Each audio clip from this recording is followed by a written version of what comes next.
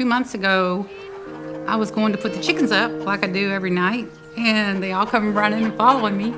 And she was just down, and she wouldn't get up. And I thought, well, that's weird. And so I went over and just gently walked over to her and said, "Can you get up?" And she just looked at me and did that. And she couldn't get up. And I picked her up, and I just tried to set her down gently, and she just collapsed. And so evidently she injured her tendon or a muscle, pulled a muscle. I'm not sure what she did, but I brought her in the house, and she stayed in Tommy's office for a couple of days, and I fed her, oatmeal, and there's I take this stuff called Zeal, and it's got turmeric in it, and ashwagandha. It's got all these wonderful herbs and stuff in it, and foods. And so I thought, well, it's good for me. It helps my inflammation, so I give it to the chicken. So I started giving her the Zeal in little syringes 2 or 3 times a day. And she started getting better. And a lot of TLC. And the next thing you know, well, hey, that's Dixie. You know Dixie. Hey, Sha. But the next thing you know, she was walking better. Even though she was kind of like Hop-Along, I called her Hop-Along Cassidy Kid, because she still kind of hop along, but she was doing just fine. And then a couple of days ago, she was down again. I went to put them up in the chicken coop, and she was sitting down right there at the edge of the coop.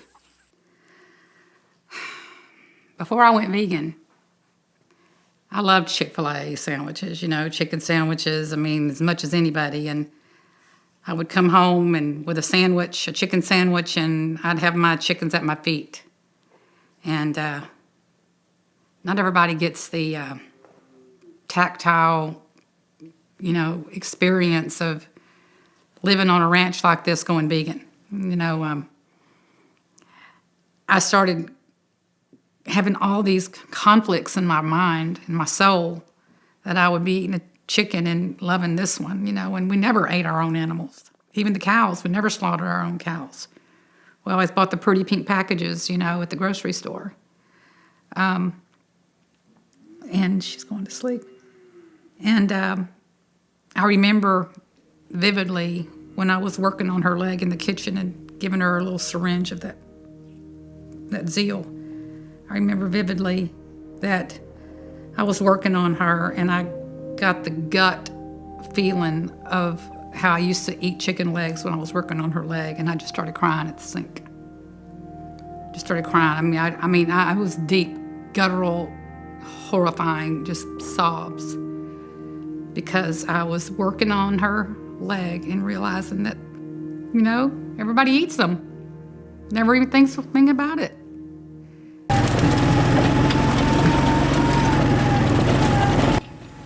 A friend of mine called me up. I was working shift work, and I was tired. And he goes, "Hey, come out here. There's this girl that wants to meet you." And I said, "Yeah, you're lying. You always are." And he was. And I went anyway. And anyway, I met her. Yeah, Renee's an incredible person. She's always done incredible stuff. One of the early things I saw was she was in a play in Houston, 2,000 or 3,000 people, threw her the roses on the stage and all that stuff because she was the main singer, and she was right on the edge of making it, and it was a wild ride. You could write a book about her, music career, and for whatever reason, it never happened. Oh, Shenandoah, I long to see you. Whoa, you rolling river. Oh, Shenandoah, I long to see you across the wild Missouri. Herman's very soothed by music, and so I sing to him all the time. And I see his eyes change when I sing to him, and I watch his ears perk up. I watch the hair go down on his back. He was on a concrete floor at that kill shelter. It was not nice. He had barking dogs all around him. And so he was very stressed when we got him. Very. Right over there, we're building his fences and his home. His little feet are going to touch the earth for the first time in a long time. Just got to get him out of here. I want him out of here so bad. Herman's owner had passed away. He had been left for 6 months. The kids came and cleared out the house, cleared out the furniture, got the dog and the cat, but left the pig. And Herman had been fending for himself, so the animal control officers had picked him up, brought him into the shelter. And Renee, God love her, she's a week out from this event. Right? She has spent all the money she's got on this project. Her husband, at the time we talked on the phone, her husband was out in the midday sun mowing and shoring up fences to contain the bull calves that didn't go to slaughter. And she said, I don't know, Celeste, I don't know if I can, a pig. I mean, I've never dealt with a pig. I don't even have a place to put him. I don't know. When that big storm came through, everybody lost fence. Lots of Lake Jackson, lots of Danbury. So we got tons of calls, and then she called me with this. I couldn't tell her no. And I think we exchanged 40 or maybe 50,000 emails about how we were going to get this done and who was going to hold him, who was going to pick him up, what were we going to feed him, how were we going to lure him, who was going to house him, how are we going to get his pen built, how are we going to raise the money to build the pen. And it was just like this beehive of activity. And I came to have this enormous respect for Renee because she really is she will just get it done. The way I look at it is, comes around, goes around. You do something good, somebody returns the favor eventually. So I always try to help out. And Renee does the same. When she started talking about sanctuary, I didn't tell her, but I was thinking, I guess I'm gonna get a divorce because this is ridiculous. It's not gonna work in Texas, and she wanted to try it. And Renee is a very strong-willed person, and you can't tell her not to do something. I wasn't trying to, open up a sanctuary in the state of Texas. That's not been my goal in life. My goal was to be a famous country and western singer. Hello, that's what I thought I was going to be one day, and that didn't happen. And I married a farmer. He's worked hard all his life. He bought this place to supplement his retirement. We hadn't been making any money.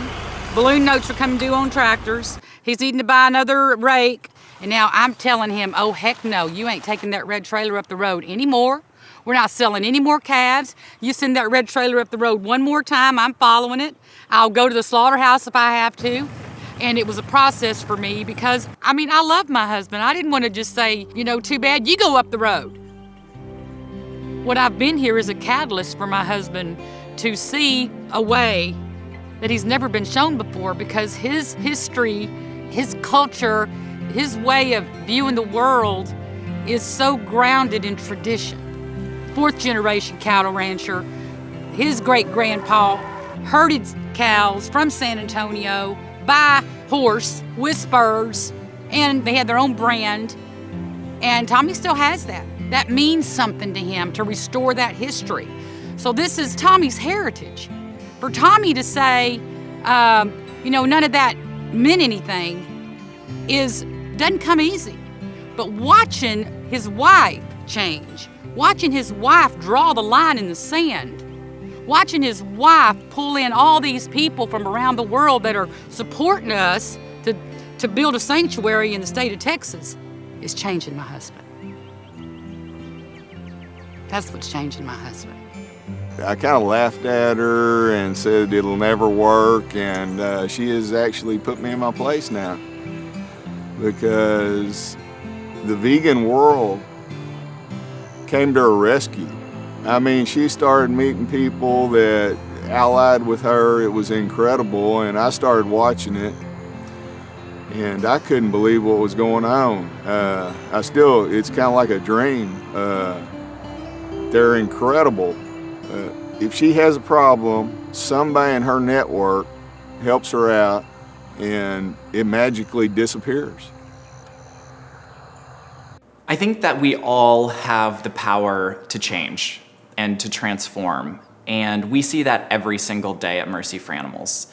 Someone whose family owned a cattle ranch decides to give up everything that they knew to be familiar to become a vegan animal rights activist. We see every single day the power that compassion has. Is it not better to light a candle than to curse the darkness?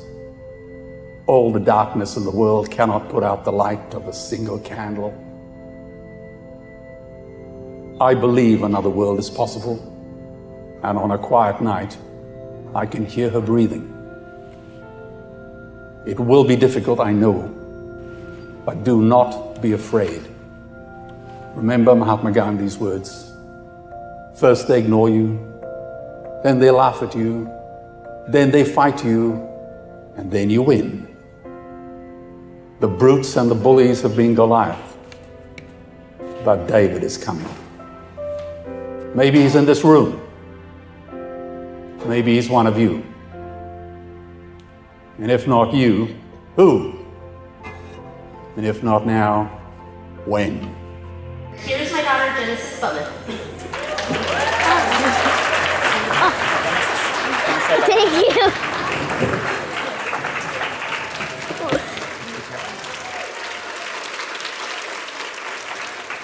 Hi, my name is Genesis, and I am 8 years old. I am vegan and an activist, like my uncle Cesar Chavez was. I went vegan because I don't believe animals should be put in slaughterhouses and circuses. People don't have to eat animals to live. All my favorite foods like pizza and mac and cheese I can still eat, in a vegan version. I became an activist to protest for what's right, to show kids they have a voice. I protest circuses and other places that imprison animals. I help people who are blinded. They don't know what's happening to the animals. I also leaflet to give information on what's happening and now to go vegan. I even talk to my friends. My goal is to get them to go vegan. I'm here for a purpose. My purpose is to get the whole world to go vegan. Thank you for helping me. Peace.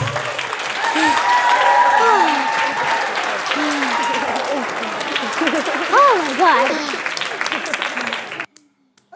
Okay. She wasn't even 4 years old. She always had chicken nuggets. That was her favorite meal at the time. And so I read all the parenting books in the world because it was my first child. And a lot of books said if that's all they want to eat and they're picky, just let them eat chicken nuggets or whatever it is all day. And I just said, okay, well, I believe the commercials, the white meat, and, you know, if you have milk with it or apples and the whole kids' meals and all that. And I would give it to her because it made her happy. And at least I thought it made her happy because I believe the advertisements in it didn't make her happy. And she just finally told me one day, she said, hey, Mom, where do we get our food from? And I said, you know, we get it from the grocery store. And she said, no, that's not where we get it from. And she knew. And so I just, at that moment, I knew I had a tough decision to make. Do I tell her the truth?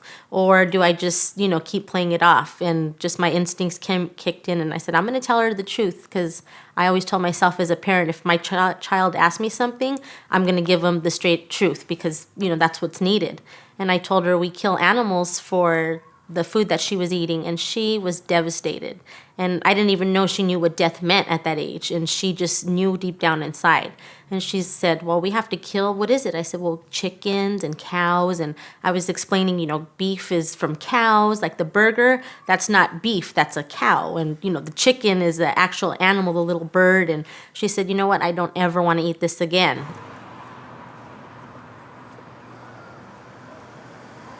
One of the great things, but the maddening things about being an animal rights activist is, for the most part, we never have to convince people to care about animals. People already love animals. We just have to convince people to understand that the dog they love is emotionally the same as the cow they eat. You know, that's the disconnect. So it's aligning people's already existing love for animals with their actions. And so I look at someone like Genesis, and to me she just seems like she's living her beliefs in a way that most people don't. You know, I mean, how many parents have had the experience with their kid where like their 4-year-old, their 6-year-old, their 8-year-old, their 9-year-old is eating a hamburger and says, "Mom, what is this?" And the mom says, "That's a hamburger." "Well, where does it come from?" "A cow." And all of a sudden the child's horrified. And the child almost has to like be taught to move past their horror.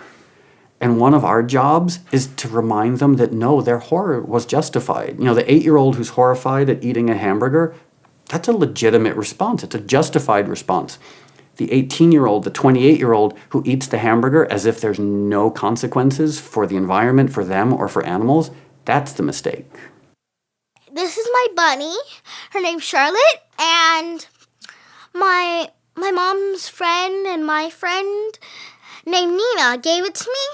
And this is very special to me because it only has one foot, and I'm on a mission to find its other foot. Somebody has it, and I just have to find its foot because, like, I don't think it's right just to have one foot.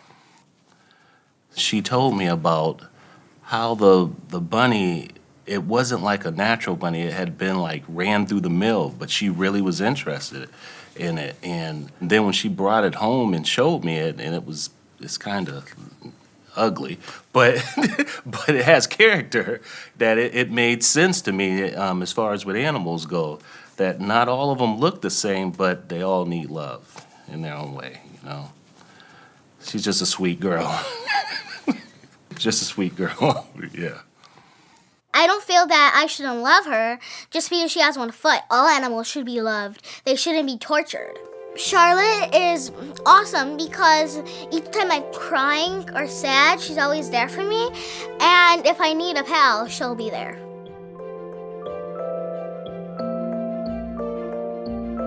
One day I was nursing my baby and she came and she looked at her sister when I was nursing and she said, "Mom, where do we get milk?" And I said, "Oh man, I'm going vegan today." I already knew it was going to happen. It was a wrap. So we went vegan that day. From that point on, we never looked back. But I did look back a couple times for a chocolate bar and she caught me.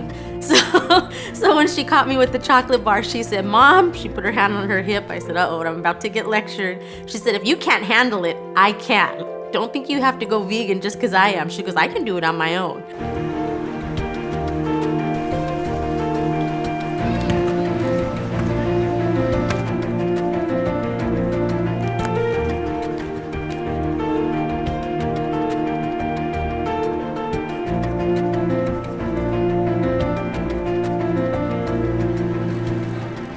Don't ever underestimate your own voice. When you speak with kindness and sincerity, people will listen. And every single leaflet that Genesis or I hand out has a potential to change one person's life forever. So don't ever forget, we just gotta plant as many seeds as humanly possible. Some of them will grow, some of them will not, but we just gotta, keep fighting, keep being out there, keep educating the masses. You cannot get the truth from a corporation. We have to hit the streets, provide this information, and people will respond to this message of kindness. So if she can get this, how can adults not get it? And that's why I'm so inspired by her. On her first day of school, she wore a "Love Animals, Don't Eat 'Em" t-shirt. And her mother asked her after the first day of school, did kids make fun of you or say anything during lunch? And Genesis says, "Yeah." And her mom's like, "Well, what did they do?" She's like, "Oh, well, they waved hot dogs in my face, they rubbed salami on my cheeks." And her mom is like, "Well, did you cry?" And Genesis is like, "Yeah, I cried." And then her mom's like, "Did you cry because they were making fun of you?" And Genesis is like, "Oh, no, I cried because they didn't understand that they're hurting animals." The average person eats about 7,000 animals in their lifetime, if you include fish. So just spending 10 minutes handing out those 100 leaflets, that's gonna save over the course of time thousands of animals from a life of horror we couldn't even begin to imagine. But every day we go out and leaflet, hand out a few thousand leaflets. We're getting tons of people to go vegan, others to go vegetarian. We're getting people to be aware of these issues, a first step. That's why the first step of any revolution is education, and that's what me and Genesis do all the time. At first, I wasn't really for it just because I know some adults can be very rude to children and adults, vice versa. But as she did it and her mom's were there, I think it's hard to be mean to a child like that. I just kind of have a trust that they kind of see like a light in her, that maybe it might happen to other people, but I just don't think it would happen to her. Otherwise, I wouldn't have her do it. It's just that she's so she opens up people. She makes people feel comfortable. So even the person that planned on being mean or usually is rude, it's a weird thing that they're nice to her. She's just just like her name, the beginning, just Genesis. She's something new, something that we haven't seen before. It's just you don't see the stuff that she does. I've never seen kids do those things, so I'm comfortable with it. Yeah, I'm comfortable with it. When kids are young, they say, I want to be so-and-so when I get older. Well, I want to be Genesis when I get older. Because just her spirit and her compassion, and to wake up every day and see her here at my house, it's just awesome. And to see how it spreads out to the whole family. Everybody, has a lot of compassion for animals, for other humans, for homeless. Like, we'll even see homeless people, and my little boy will cry if we can't give him $1. And, it's all started with Genesis, just reminding us that we need to be a little more compassionate, not just to other humans or to our family members, but to everyone else in the world, and including animals. Children have a natural connection with other animals. And then as time goes, we become acculturated to accept certain things that don't feel right. We come to believe that it's okay for cruelty to become normal. And we become adulterated, in a sense, instead of following our instincts and our humane intuition and our natural empathy. And so I think holding on to that childhood perspective and connection with animals and nature is very valuable. And it's a beautiful thing when children who are young and hold on to that continue with it throughout their life.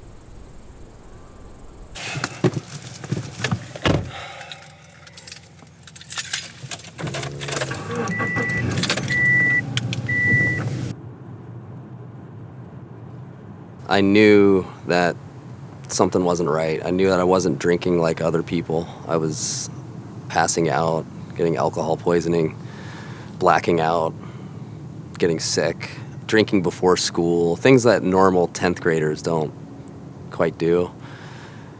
I had a lot of trauma in my life, and I think that's a common thread with people that develop some substance abuse problems. The divorce and not having a present father, and our family was ripped apart.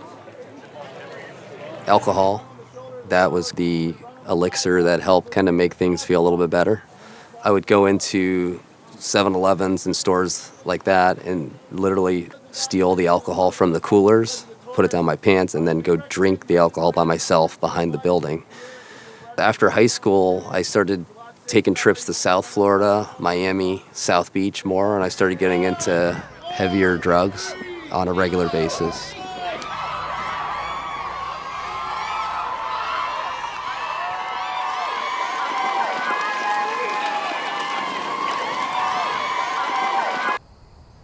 After that year or so, I started getting more into to cocaine, and by the time I was 25, I was a daily drinker and user and cigarette smoker and very unhealthy. And I honestly should not be here right now. I should be dead. I did almost overdose many times. I've been in nasty car accidents where the people have come to the scene of the accident and they've seen the vehicle and they said, "You don't need to go to the hospital." I've committed felonies that I've gotten away with plenty of times. I just acted, very immorally and very recklessly, and I just didn't care. I didn't care. It was almost like it was a cry for help. It was just like, save me.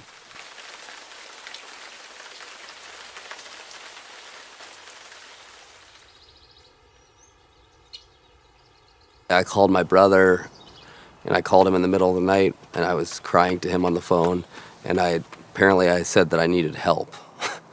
I still to this day don't recall that, but that's what he said, and I believe him. Love my brother to death.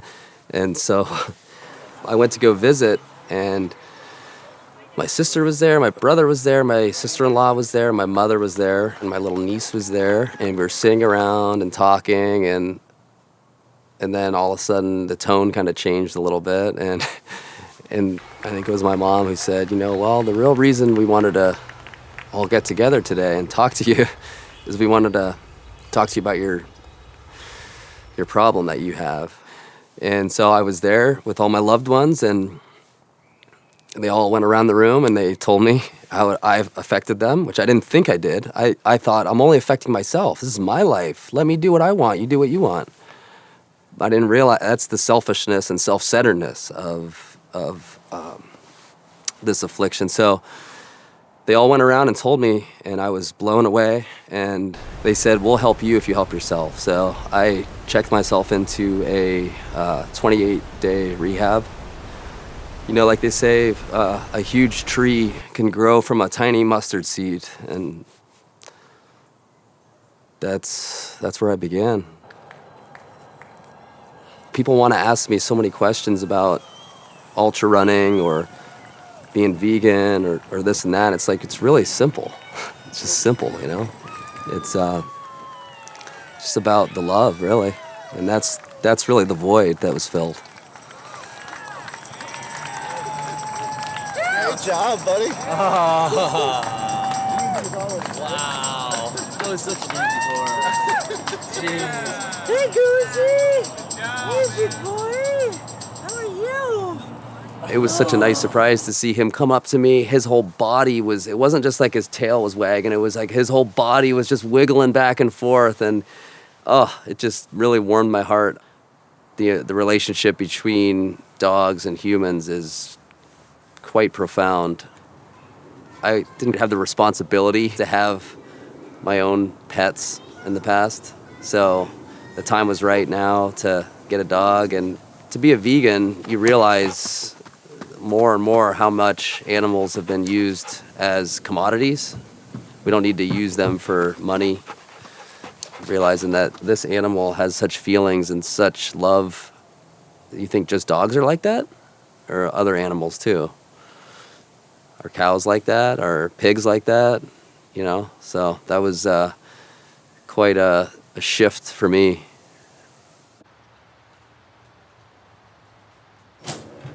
Hey, Jen. Hey, Nassim. How's it going? Good, how are you? Yeah, good. How was the race? Oh, it was really fun, but it was tough. I'm sure you killed it. I'm looking forward to a float, definitely. Yeah. Awesome. The tank is all ready. You're in Floatarium. You can head on up. Sweet. Thank you. You're welcome. See you in a bit. See ya.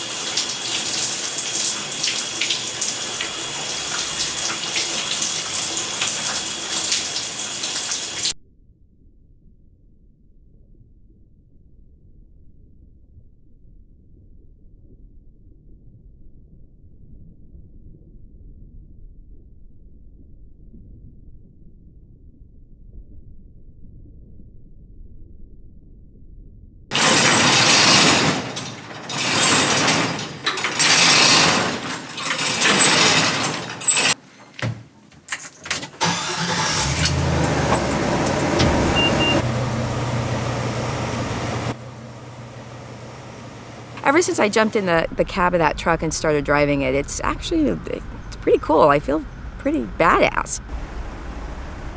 It's a very big truck and it's very heavy as well. So it's not just the size of it, but to brake, it takes a while because it's like 13,000 pounds. It's kind of cool getting up there and driving this big old truck. We live in the wine country, so this is our bread and butter around here, and there's so many wineries. I don't think anyone's ever physically counted them. There's too many to count. And so when you're looking at that big of a presence with wineries, it's just important to utilize the resource there. I mean, why not? The stuff is really good. So the best thing for me, and that's why I change up my menu all the time, is to just get in the kitchen and say, I wonder what this would be like if I added this to it. And this whole rap that vegan food has had about being tasteless, it's just a bad rap. I mean, people say to me all the time, oh, I've had vegan food. It's not very good, and I'm like, yeah, me too. I've had bad vegan food too. I mean, I've had bad pizza. If you care, I think, that the food is good. I really care that not only the food is good, that it's knee-buckling, that it's exceptional, and it's, if I'm making something, I'll I'll taste it and like, yeah, this is really good, but my knees aren't buckling yet. I need something to go, ah, yes. I think that people just need to come out and try it. The word vegan, they think fake, and it's not. And the taste is just out of this world. And a lot of people say, you know, once they eat it, they're like, I don't even need to go out and have, you know, that hamburger from that place after I've eaten her food. So Yeah. you just need to get over the idea that it's a fake food, because it's not. And I would say too that a lot of people have this impression that, like, oh, she's a vegan or he's a vegan. They eat carrots, right? Or they eat celery. It's like, no, food, real and good food. And you don't have to be vegan to come out and try vegan food. I noticed this older gentleman with his veteran's hat and all these pins and looking a little out of place, a little uneasy, you know, I'm not sure I recognize half the food on the menu. What is this? I'm not, you know, a little unease there. I know you told me not to tell Dad that it was vegan. But the daughter, urging him on, usually they got a partner in crime there. No, I have never tried vegan food before. Thank you. I have a general idea. It's non-meat, basically.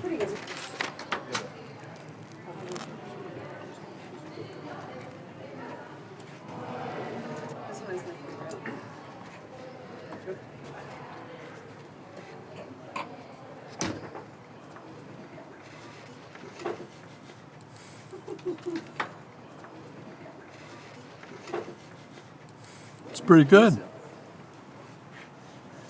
She was really worried today for me coming here about vegan and told me to eat something at home. Well, I didn't. And I thought, you gotta have something, you know. And I'm quite surprised. It was very good. It is very good. I will finish it. I could use a napkin.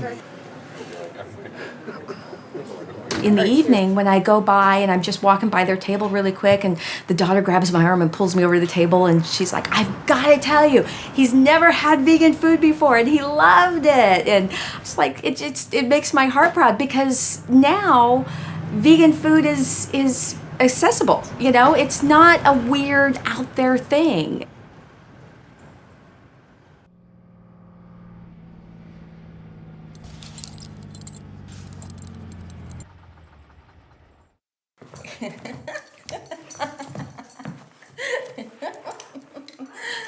Come on. As far as being an animal lover, it was nothing that at the time when we first met that it was anything that was out there. But now that she has a vegan food truck, she does a lot of events for the SPCA and other organizations like that, and donates to their cause. That's my favorite piece. Yes, I know.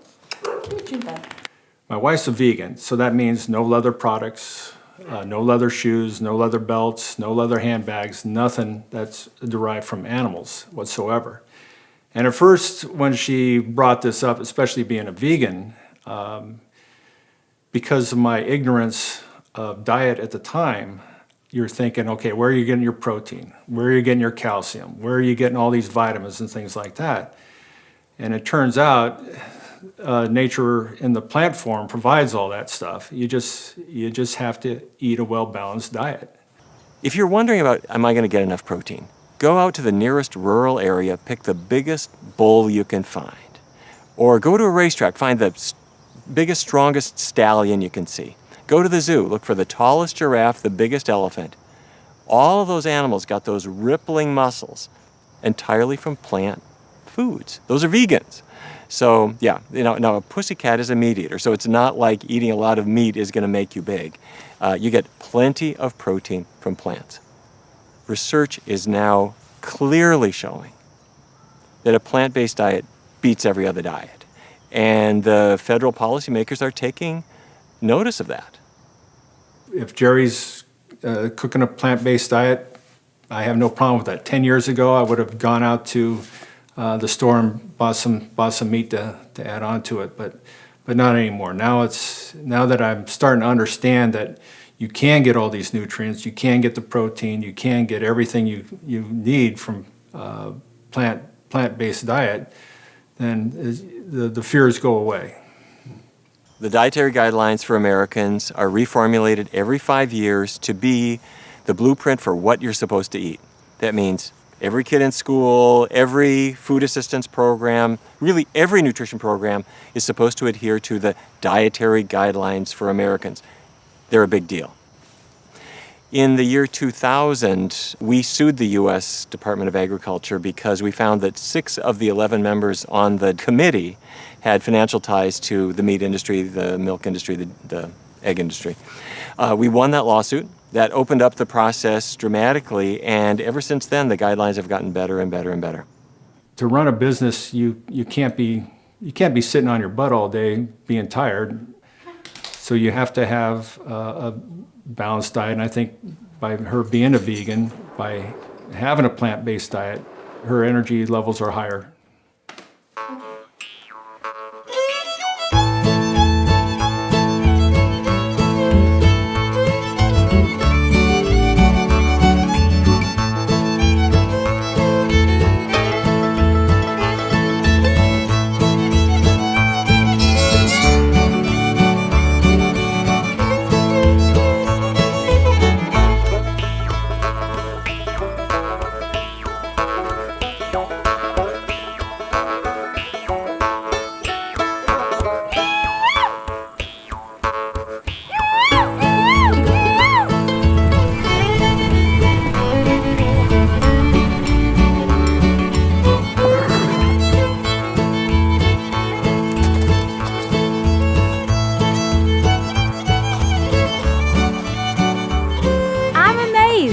Renee, she puts her mind on something and she goes for it. Since she started this, I haven't got to visit very much because she's been so overwhelmed. But I've been following her on the Facebook and it's been very interesting. I think I'm impressed. Good for her. That's wonderful. You know why? I can't claim to be a vegan by any means, but she has inspired me to change my way of looking at things. And she has opened my eyes to some things that I did not know existed. They were trained gentle with kindness. They have no fear. You know, a lot of people go to their pasture for a horse and they run the other way. They don't want you to be around them. These guys, they're okay with it. They're family, most definitely, most definitely. I've had him 23 years and he'll die on my property. I mean, he'll be here until he grows old and sees his last day, won't you? Yes. He was an accident. He wasn't on purpose, but we love him just the same. Here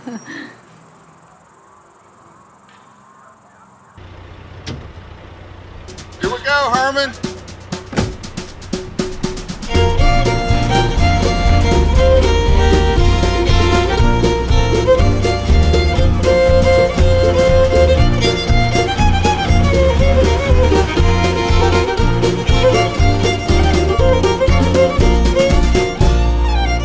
We heard about what Renee was doing out here for these animals, and when the opportunity came up, I knew she had all this going on. It was kind of a time crunch, but I felt like I had to be a part of it, really. She's doing a good thing out here, you know, and anytime that you get an opportunity to do something like this, it's, you know, I try to jump on it. Okay, Herman. I want you to rip off that Tommy. Yeah, I'm sure we're probably going to hang around to watch. Yeah, we've put a lot of time and effort into this, and this is going to be his home, and it'll make us feel really good to see him happy in it. Oh, Herman, we love you so much. We see your soul behind your eyes. We know you had it rough. Oh, Herman, we love you so much. We see your soul behind your eyes. We know you had it rough. What resonates with me with Renee is that you see the motto on my shirt. That's the motto of the shelter. Every animal matters. Every single one. And for her, that is this personified.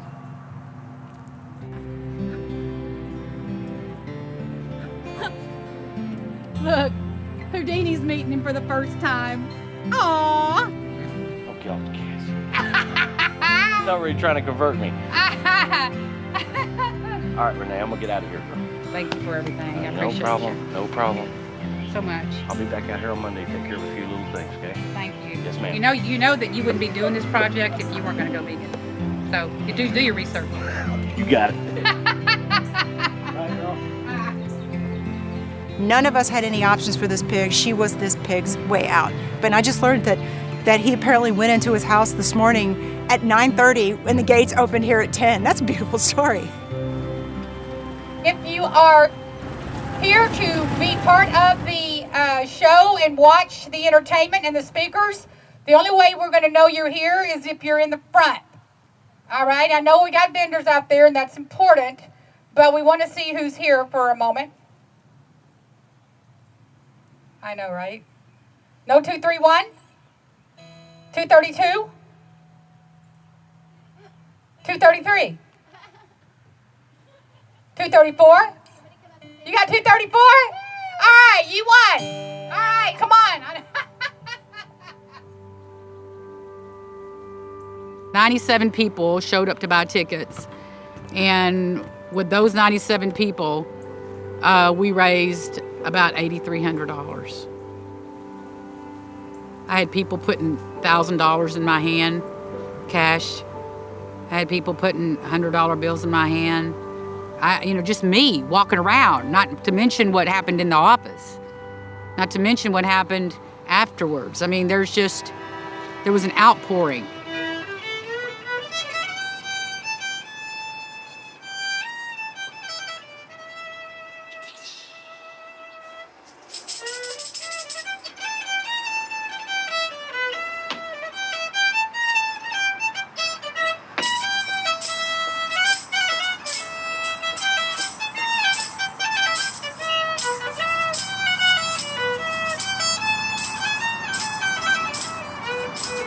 I'm a surgeon, but I specialize in weight loss. So I do weight loss surgery and medical weight loss diets, and I teach people plant-based diets. The vegan diet works for diabetes, heart disease, cancer. What do I have, a bug in my hair?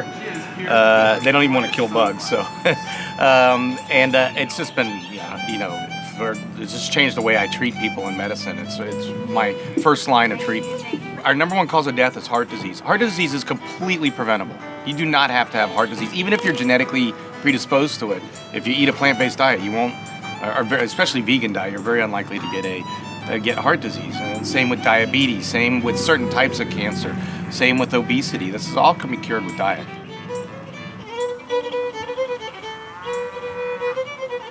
Children are not really attracted to eating meat. That's something that we kind of push on children.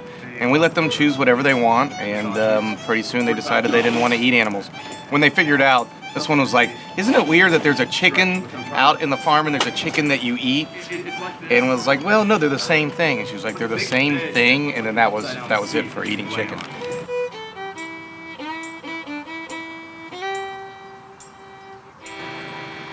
We are an animal farm sanctuary, becoming the first ever beef cattle ranch to transition to a vegan farm sanctuary in the state of Texas. So it doesn't surprise me that we don't have hundreds of people here today, honestly, but it's coming. Oh, you just wait, it's coming. Texas consciousness is waking up. And what's really cool is these fine folks. I was talking to Joy the other day, and I was telling her what we do. And she said to me, Renee, we have cows here, like Texas Longhorns. Sometimes the cows, the little babies, would go to FFA kids, and they fall in love with these cows. And if they go to auction, which most of them do, they do get sold, and they do go to slaughter. So we are going to get to adopt Frosty. And Frosty is going to be our first ever Texas Longhorn here. He'll be out here in the pasture with Herman and the rest of the rowdy bunch. As she started making a sanctuary, I started reflecting back about my whole life and the way I thought about animals. And I was kind of relieved because now I was thinking, wow, if this works, I can have a bunch of pet cows and I don't have to take them to market. And Renee would say, they're not pets, they are individuals. And I said, okay, we can have a bunch of individuals. Bullseye, how you doing, girl? How you doing? How you doing, girl? I wanted to go to a slaughterhouse and I wanted to see exactly what was happening there. And I wanted to do a little bit of filming.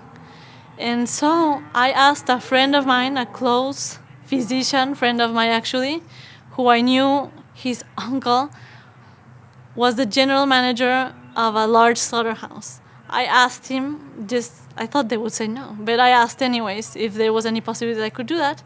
And to my surprise, they said yes.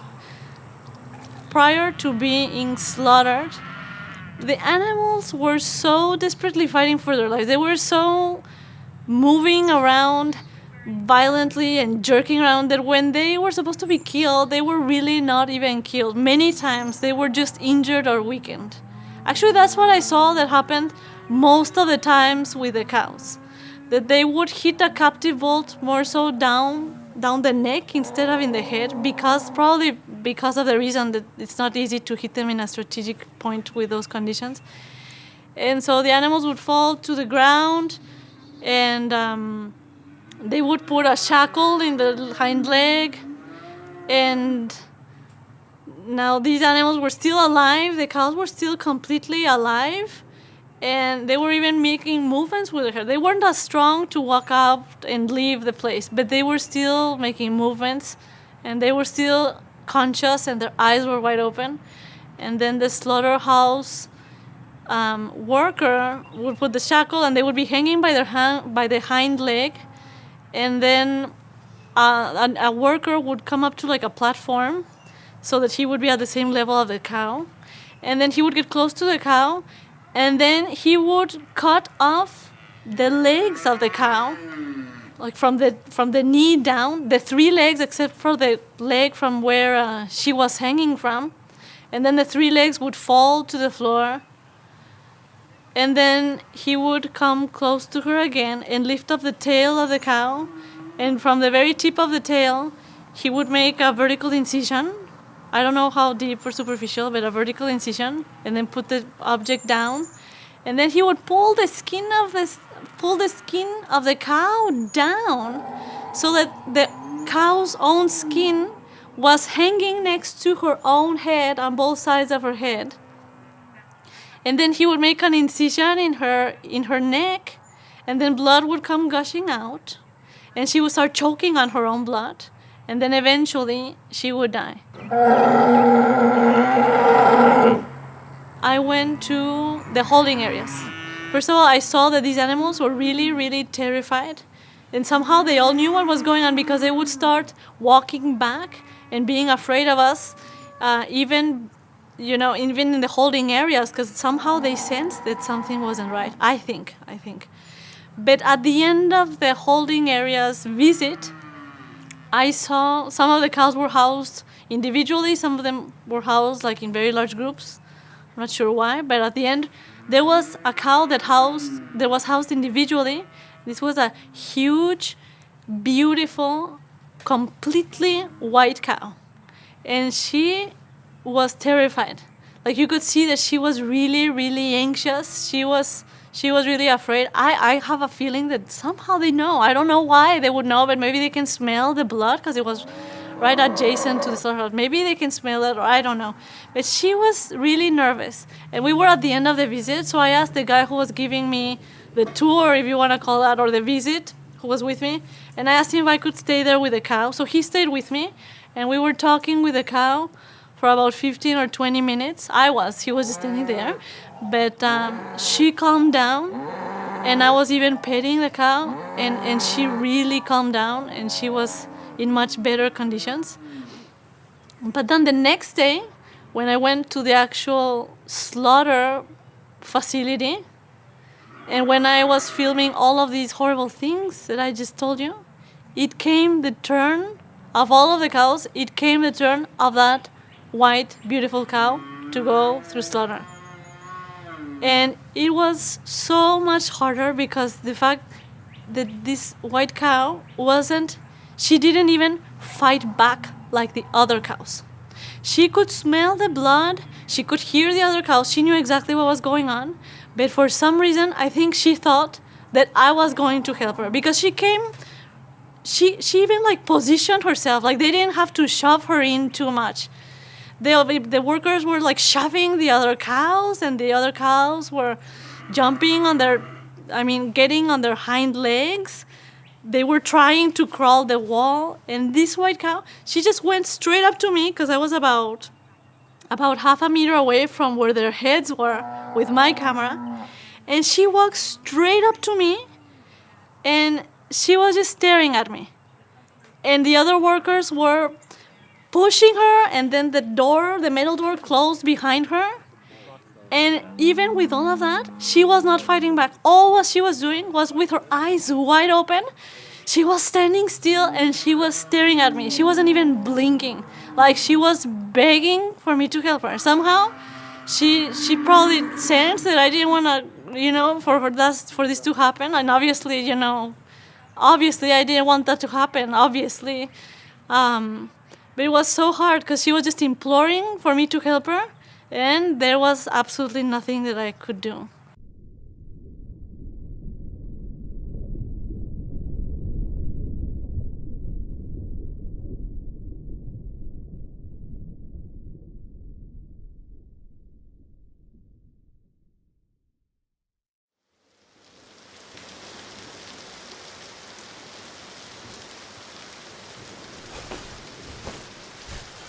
Don't give up. Just gotta focus and find some comfort within the discomfort. Okay, we're gonna work on some lateral movements, speed skaters. Okay, we're gonna go to the side, alternating legs. Okay, in 5, 4, 3, 2, 1, go. Get a nice T position and hold them out. 4 minutes, beginning now. When those little voices start coming into your head to tell you to quit, tell you to give up, just like in life, when it gets tough, you don't give up. You can override that, push past, and come out on the other side. We'll be hooking you guys up big time. 1, 2, 3. I met Yassine in Ithaca, New York, this quirky little town where I was on the faculty at Cornell, and Yassine was living with his brother and sister-in-law, kind of on the outskirts of the city, and he came to one of my yoga classes. I was teaching yoga at the time, and that was the beginning. He kept coming back to the classes, and he was really bad at yoga. And he would come to the meditation classes as well, and he was worse at that because he needed like 10 props, blankets, pillows. My teacher spent like 20 minutes just getting him comfortable because his body is so tight. He had long, wavy hair and a ponytail, and he was kind of bigger than he is now, and I started to think, wow, this guy keeps coming to these classes and he's really bad at it. I wonder if he likes me.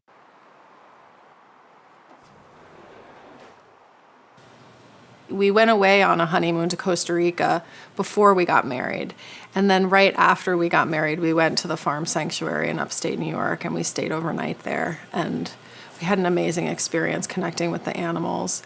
I also remember going on a vacation with him to some South American country, and they asked him, why don't you eat meat? You know, they didn't ask me, but for the man not to be eating meat in this South American country was really weird. And so Yassine said, because I don't want to hurt animals. And the waiters laughed at him. And I thought that that was just so authentic and brave of Yassine to show that empathy to others. I think it was a big moment for him because it was one of the first times he had been challenged or asked why. And he didn't, at that time, didn't say like all the health benefits. His immediate response was because of the animals. And that's really representative of the kind of person that he is. Not only are runners vegan, but they're actually performing at a high level. I think that is out there on the table now, that you do get enough protein. That's not a question anymore. Us vegan runners kind of stick together and kind of know of each other and are kind of proud of each other when we do perform on a high level on a big stage.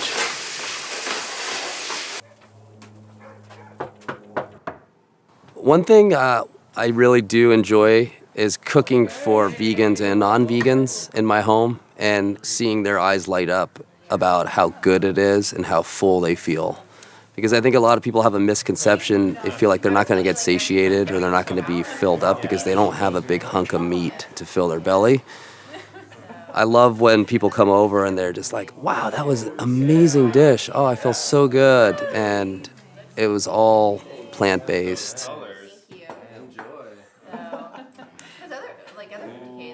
Hey, before we start eating, I want to make a toast. I really thank you guys for coming over, and cheers to everybody. Good luck this weekend. Thank you, sir. Absolutely. Run strong. After dinner the night before a race, I love to go out for a nice slow shakeout run with my friends.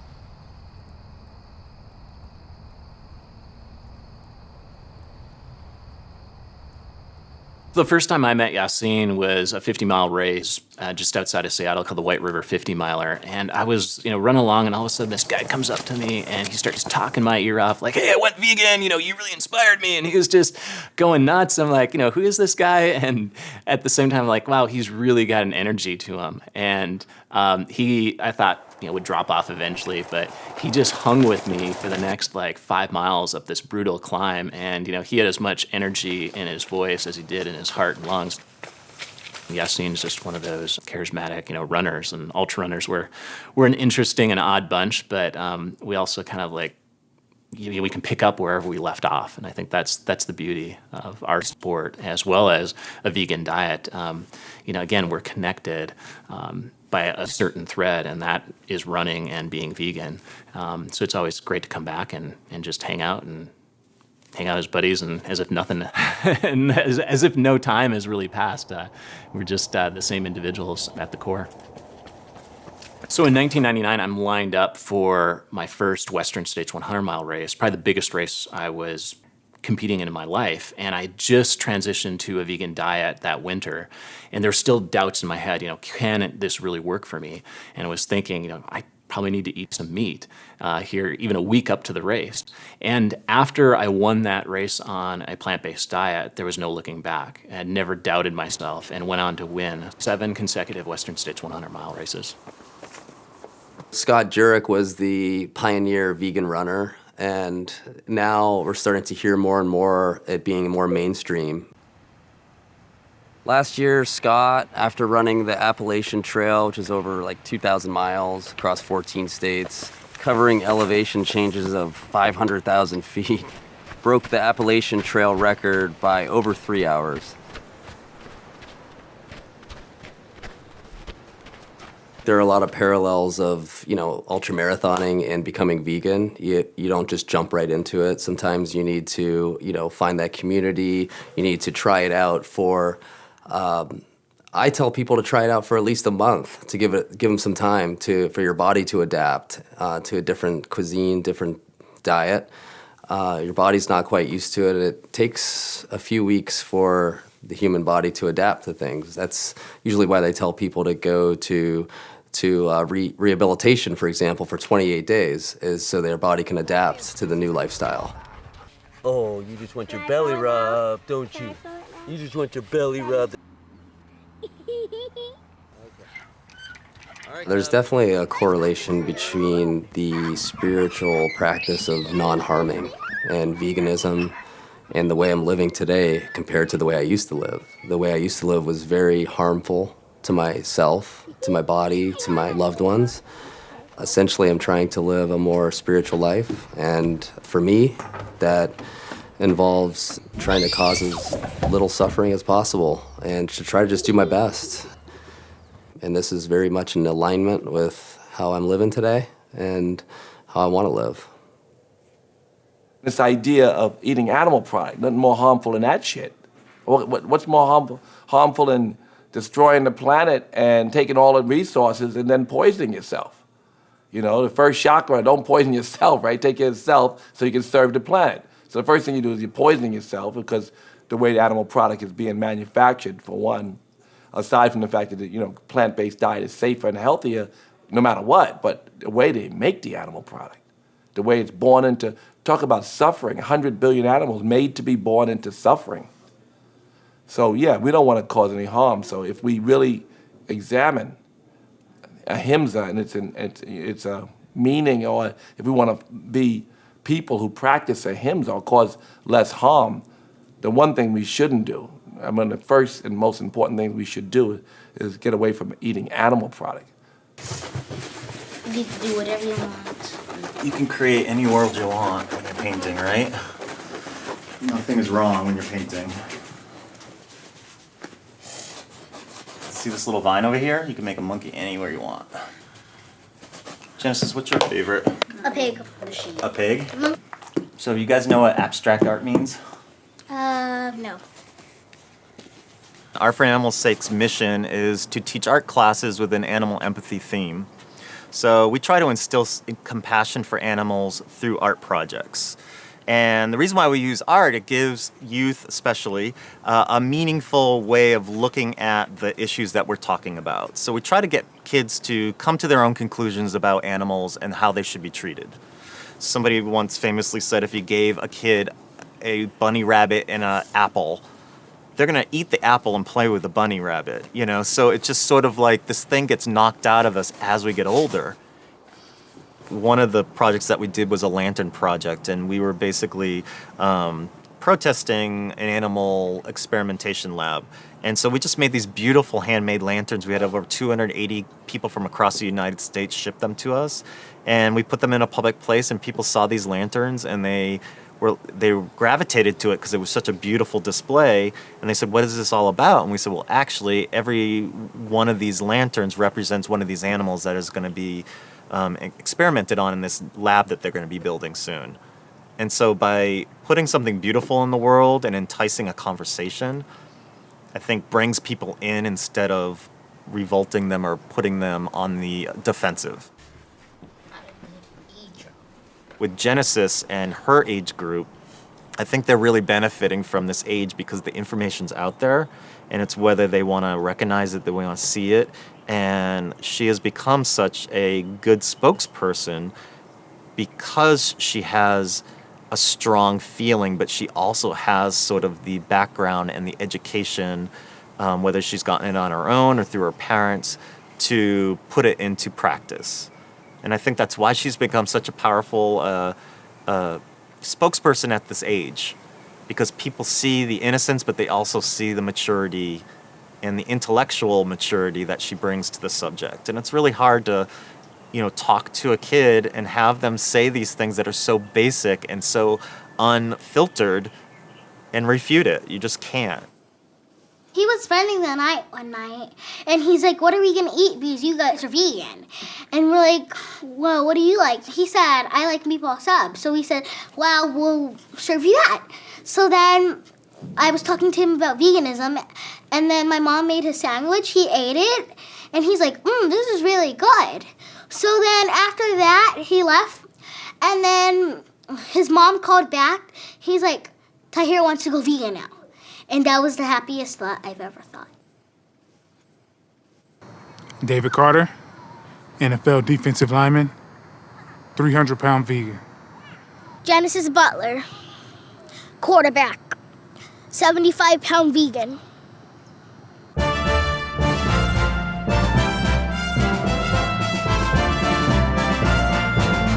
I'm gonna crush you like a little bug, but I don't crush bugs because I'm vegan. Got insurance? Means you're gonna need it.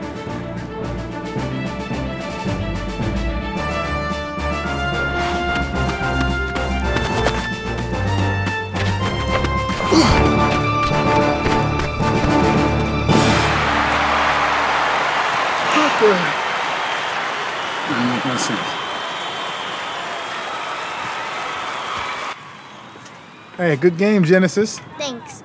Those were just some of my basic moves. Next time I'll show you some of my real moves. You know, you talk a lot of trash.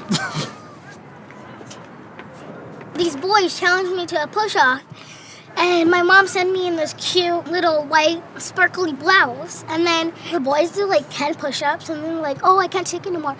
And then I'm like, okay, so I can do more. I did 100 push-ups, and then I come home, my shirt's all dirty.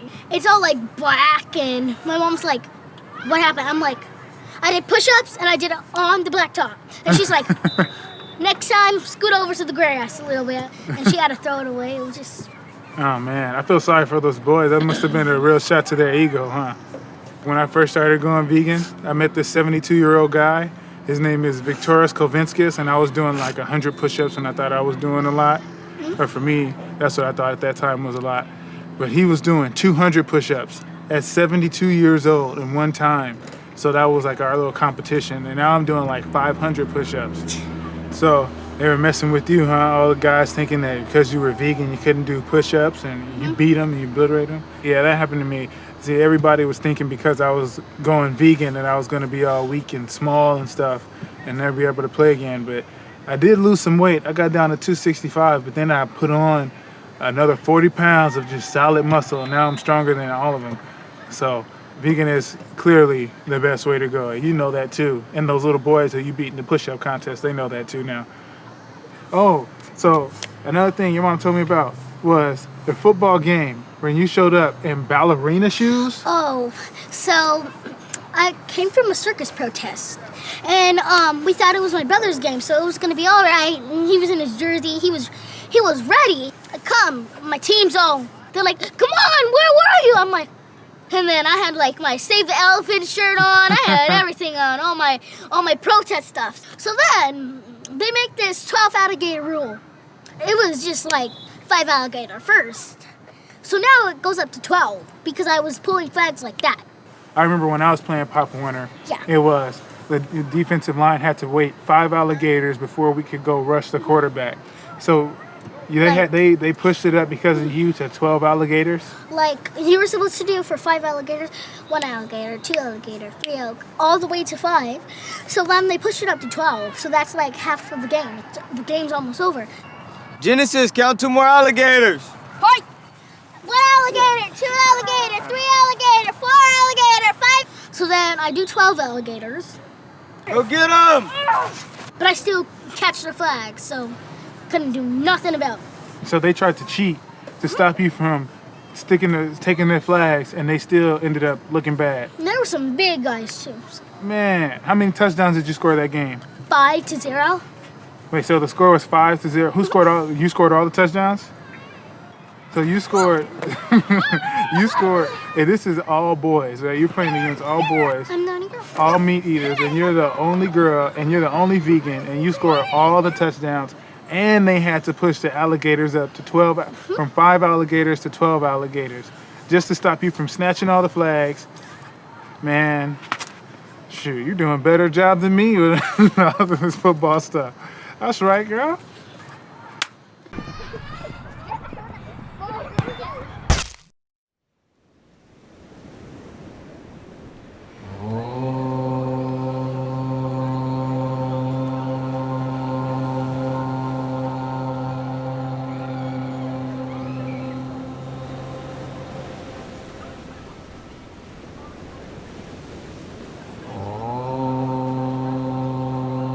We shall overcome. We shall overcome. We shall overcome someday. Oh, deep in my heart, I do believe we shall overcome someday. We'll walk hand in hand. We'll walk hand in hand. We'll walk hand in hand. We'll walk hand in hand someday. Deep in my heart, I do believe we shall overcome someday. You are not alone. You are not alone. You are not alone today. Deep in my heart, I do believe we shall overcome someday. We shall overcome. We shall overcome. We shall overcome someday. Deep in my heart, I do believe we shall overcome someday.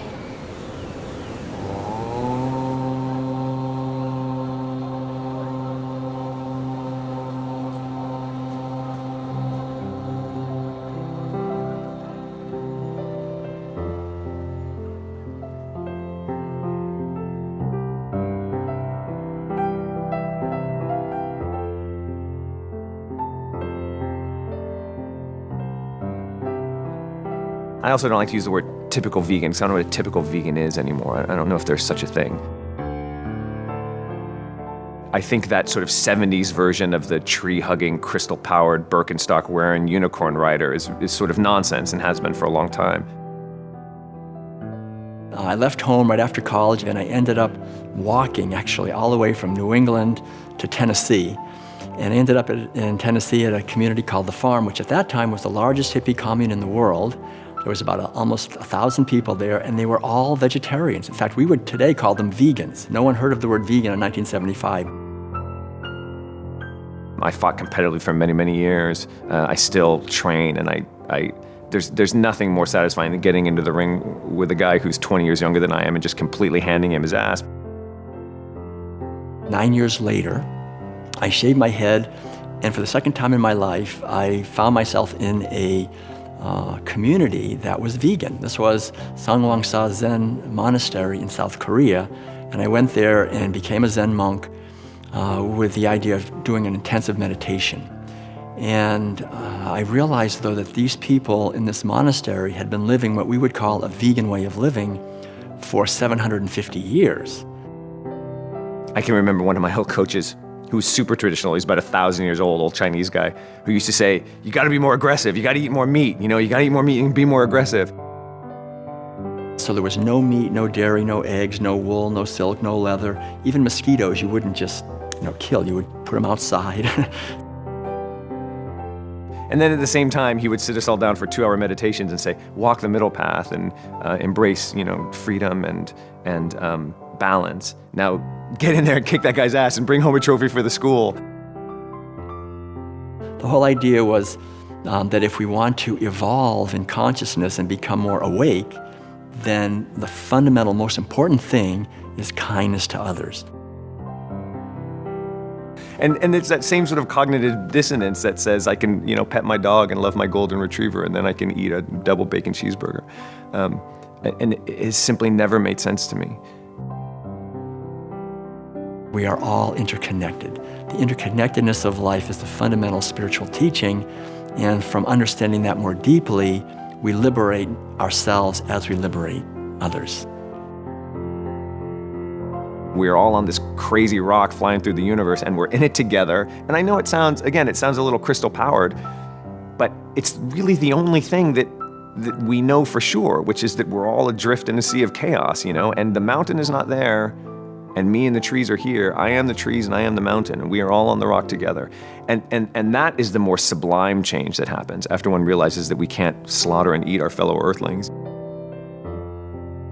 The whole idea of veganism is really a social transformation, but also a personal transformation based on awakening out of the delusion of being a fundamentally separate self and competing with others to get something, rather to see that as we bless others, we are blessed.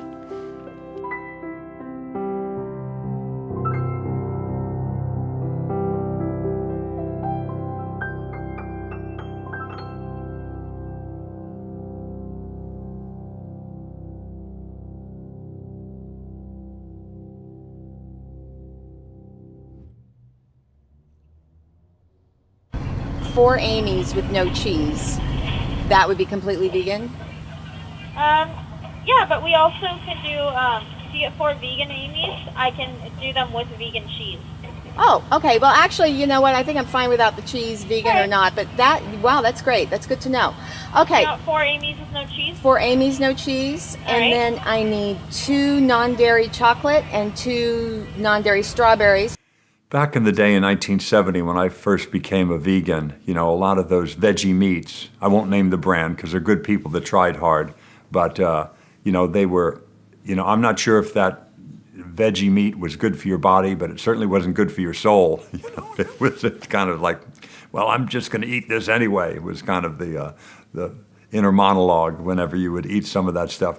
But it got so much better over the years, and now you can go to any restaurant and they have vegan dishes. Nearly any restaurant has that. And they're delicious. And people realize just because you're a vegan doesn't mean you don't like flavor. Garlic is just fine.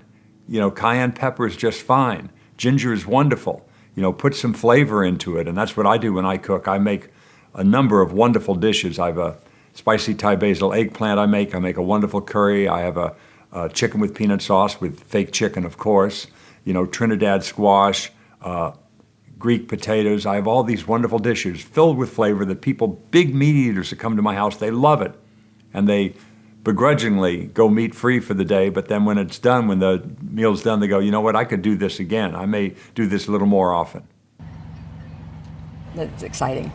I'm a vegan sitting in a drive-thru ordering a burger and a shake and fries. Very cool. I didn't fully understand the green aspects of it back in 1970, but by the early 90s I did. You know, it takes so much more land and water and energy to create a pound of beef than it does a pound of broccoli or a pound of grain. So it's the green choice in many ways: land use, energy, water, you name it. Right now on my truck it says vegan. I'm really considering rebranding into plant-based because I am finding that that is more accessible to people.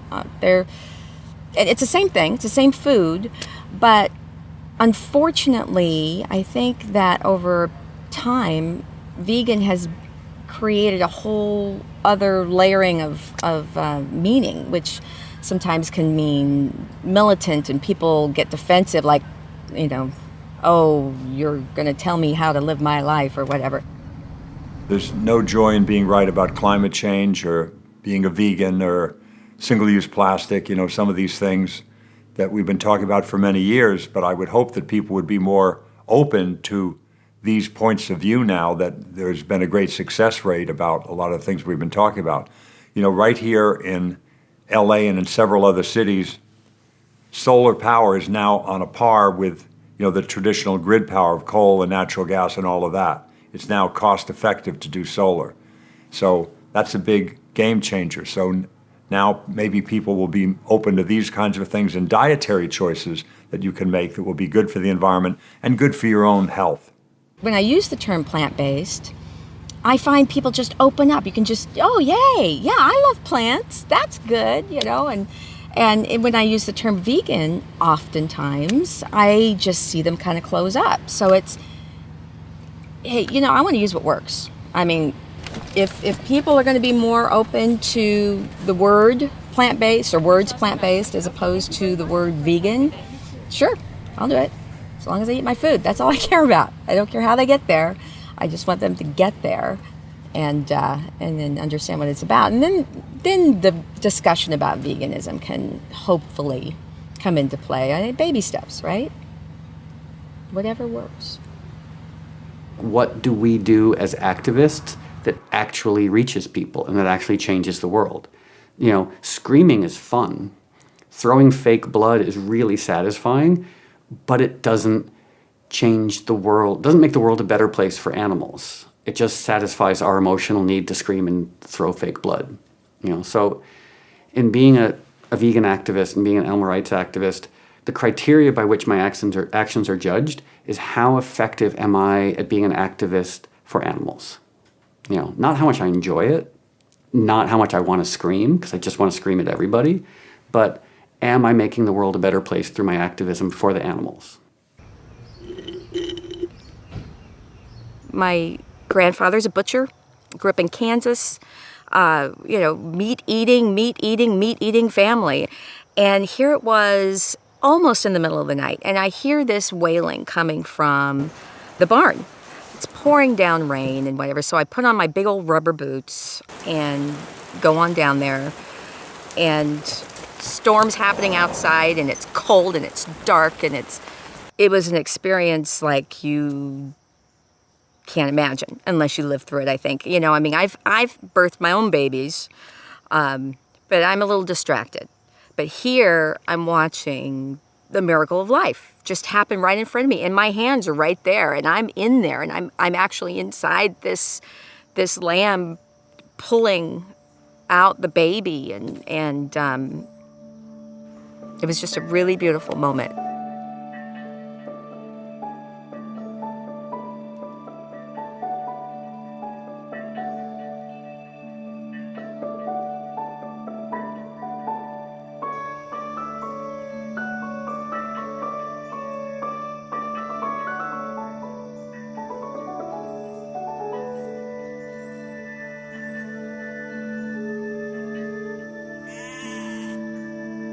watching the baby grow up, you know, you almost feel a connection like I would with a child of my own.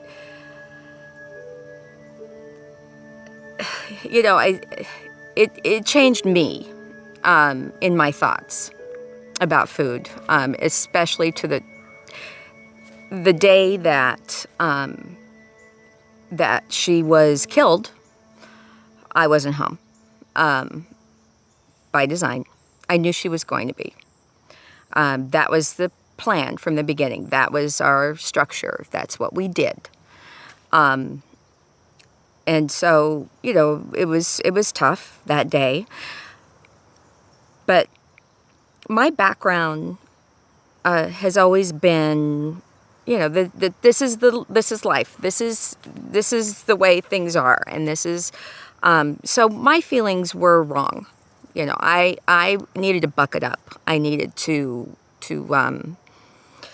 get with the program and stop being so emotional about it, and feed my family, and that was kind of the attitude of things. And so I cooked dinner a short time later using this baby, and cried for days.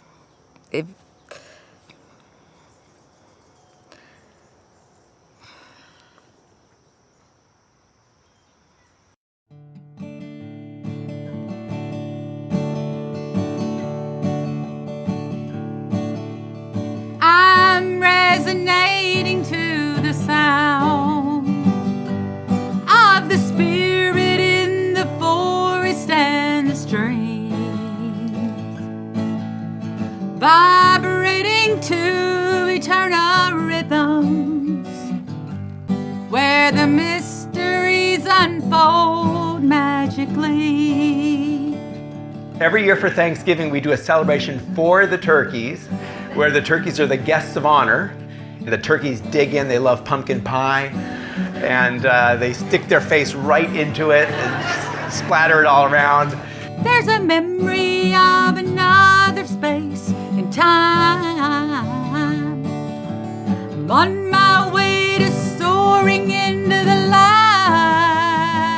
She said, Mom, I got the pig. Oh, good, good. And she says, and I named it Herman. I said, oh, you did not. After your dad. She said, I did too. I said, what's your pig? Embrace your heart, go forth, share the mystery. Yeah, the world's ready now for you to do what you're here to do. The planetary signs are in line, girl, you're right on time. Some children want to go vegan, but the mom and dad don't have enough courage to do it. So I'm very, very blessed and lucky to have them. And I think these are the best parents that a child can ask for. There's a memory of another space and time. I'm on my way to soaring into the light. I'm resonating to the sound, to the sound,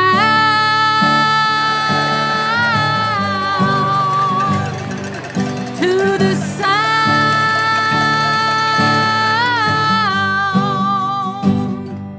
resonating to the trees, to the breeze, to the waters, to the oceans, to the streams, to the sea, to the sound, to the sound.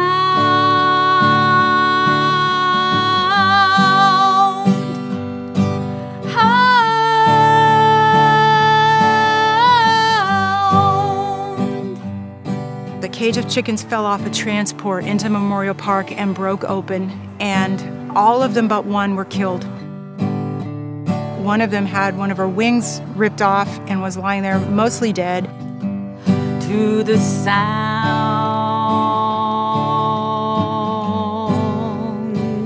So I went and picked this chicken up and took her to the shelter, took her to our vets, took her to an avian vet, and she we fostered her. We named her Isabel and got to know her.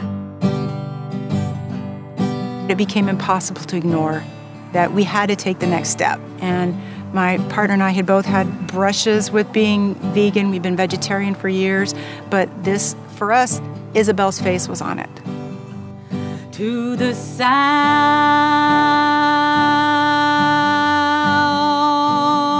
This isn't a question about eggs. This is a question about Isabel. And that's a really easy answer. Om Namah Shivaya.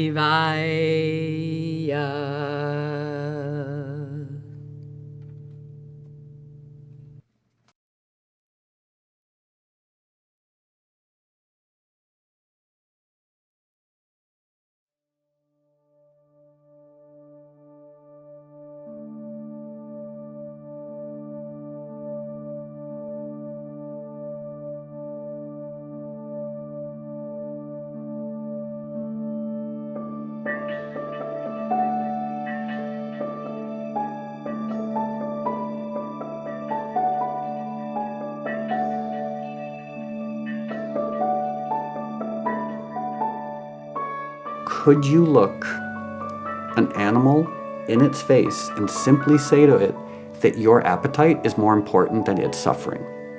You know, that your desire to eat it is more important than its desire to be alive. Houdini has fallen in love with the Herman the pig. Oh, yeah. I was out there earlier, nobody else was around, and they were just nose to nose. And I watched them a little while, and they just, I don't know what they were saying to each other, but they were communicating.